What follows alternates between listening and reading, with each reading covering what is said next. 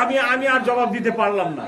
আমি কোন কমিশনারকে কোন আইজিপি কে লাঠি হাতে রাস্তা নামতে দেখি নাই। উদ্দেশ্য প্রণোদিত ভাবে আক্রোশ বশত শুধুমাত্র সাংবাদিকদের টার্গেট করে মারধর করেছে, হামলা করেছে, ল্যাং মেরে ফেলে দিয়েছে। ওই প্রশ্ন নিব না তো।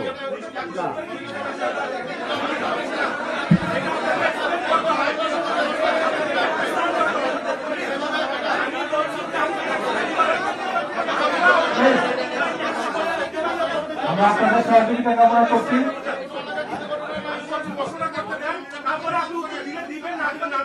সবাইকে থামান। আমি কোন কমিশনারকে কোন আইজিপি কে লাঠি হাতে রাস্তা নামতে দেখি নাই। এক, দুই নম্বর হচ্ছে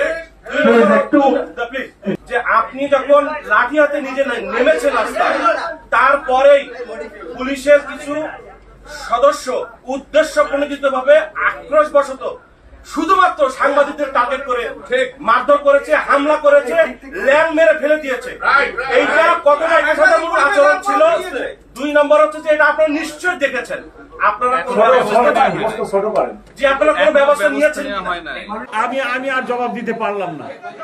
আপনারা কথা প্রশ্নটা নিতেও দিচ্ছেন না, বলতেও দিচ্ছেন না। আমি বলি, ওনার প্রশ্ন হলো যে পুলিশ কমিশনার কেন লাঠি হাতে নিছে। পুলিশ কমিশনার সেটা না, আপনি নেওয়ার পরে পুলিশের সদস্যরা আপনি শুনেন প্লিজ আমার কথা।